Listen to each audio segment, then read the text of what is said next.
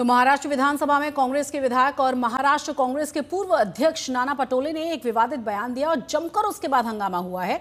उसके बाद विधानसभा स्पीकर ने उन्हें एक दिन के लिए निलंबित भी कर दिया। निलंबन के बावजूद नाना पटोले अपना बयान लगातार कहते रहे और वो उस पर कायम है। वहीं सीएम फडणवीस ने कहा है कि स्पीकर से इतनी आक्रामकता की कभी उम्मीद नहीं की जा सकती, लेकिन कांग्रेस कह रही है कि फडणवीस के मंत्री खुद विवादित बयान देते हैं जिसकी चर्चा तक नहीं की जाती।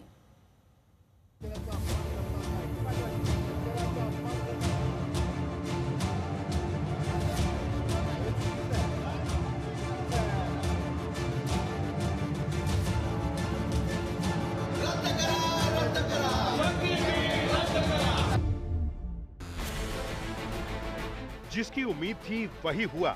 महाराष्ट्र विधानसभा में सत्ता पक्ष और विपक्षी विधायकों के बीच जमकर हंगामा हुआ, लेकिन सबसे ज्यादा सुर्खियों में रहे कांग्रेस विधायक और पूर्व स्पीकर नाना पटोले।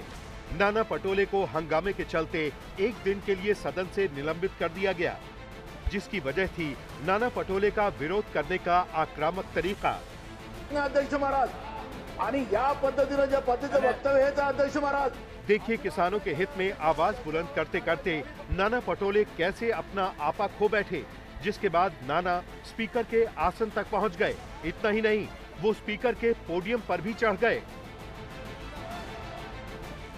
नाना पटोले का रवैया विधानसभा अध्यक्ष राहुल नार्वेकर को नागवार गुजरा और उन्होंने पटोले को एक दिन के लिए सस्पेंड कर दिया और तुरंत सदन की कार्यवाही स्थगित कर दी। दरअसल नाना पटोले किसानों के बारे में बीजेपी विधायक बबन राव लोनीकर और कृषि मंत्री माणिक राव कोकाटे की कथित विवादास्पद टिप्पणियों के खिलाफ कार्रवाई की मांग कर रहे थे। नाना पटोले ने विरोध जताने के दौरान कहा कि अपने कृषि मंत्री के बयान की वजह से मुख्यमंत्री देवेंद्र फडणवीस को सदन में माफी मांगनी चाहिए। इस दौरान महायुति और महाविकास अघाड़ी दोनों ओर से विधायक नारेबाजी करने लगे, जिसके बाद हंगामा बढ़ने लगा और इसके बाद पटोले के निलंबन के विरोध में कांग्रेस विधायकों ने सदन से वॉकआउट कर दिया। लेकिन निलंबन के बाद सदन से बाहर आए नाना पटोले अपने रुख पर कायम दिखे। उन्होंने कहा कि जो सदन में कहा वो बार बार कहूंगा। अगर बीजेपी के एमएलए और उनके मंत्री, कृषि मंत्री अगर मोदी किसानों का बाप है इस तरह कहते हैं तो मोदी किसानों का बाप नहीं हो सकता, मोदी इनका बाप हो सकता है। तो जिस तरह से अपमानित किसानों को किया जा रहा है, क्या सत्ता में ये लोग इसके लिए आए? किसानों को अपमानित करने के लिए, किसानों को आत्महत्या करवाने के लिए आए? तो इससे असंवैधानिक क्या हो सकता है, ये हम बोलेंगे। और ये बात वास्तविकता है, जब से मोदी की सरकार देश में आई तब से देश में किसानों की आत्महत्या बढ़ी है।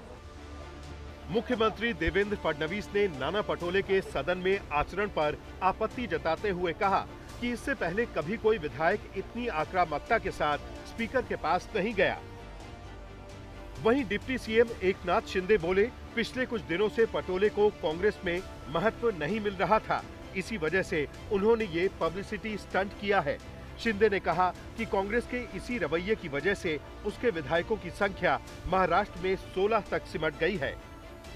इसलिए आज नाना पटोले जी ने ऐसा किया क्या विधान भवन में, विधानसभा में, ये भी सोचने वाली बात है।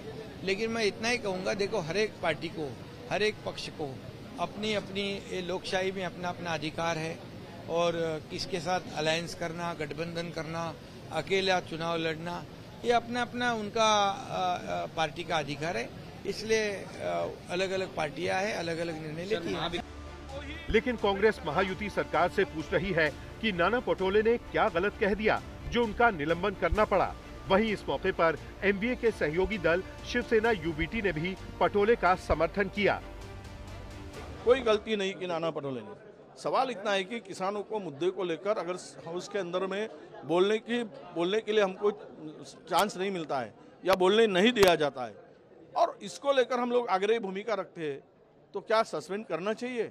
जो वक्तव्य यहाँ के एक्स मिनिस्टर ने और बीजेपी के एमएलए ने किया है वो इतना निंदाजनक है कि वो बातें हम लोग बोल नहीं सकते। इतना बड़ा अपमान किया है। हमारी मांग यही थी, उन्होंने ये कहा था कि किसानों को कि तुमको 6000 रुपये हमारे बाप मोदी जी देते हैं, हमारे बाप के भरोसे तुम पलते हो, हमारे बाप के भरोसे तुमको कपड़ा मिलता है, हमारे बाप के भरोसे तुमको जूता मिलता है, तुम्हारी व्यवस्था हमारा बाप करता है। इस तरह से भाषा करना और किसानों का अवमान करना ये ठीक नहीं है।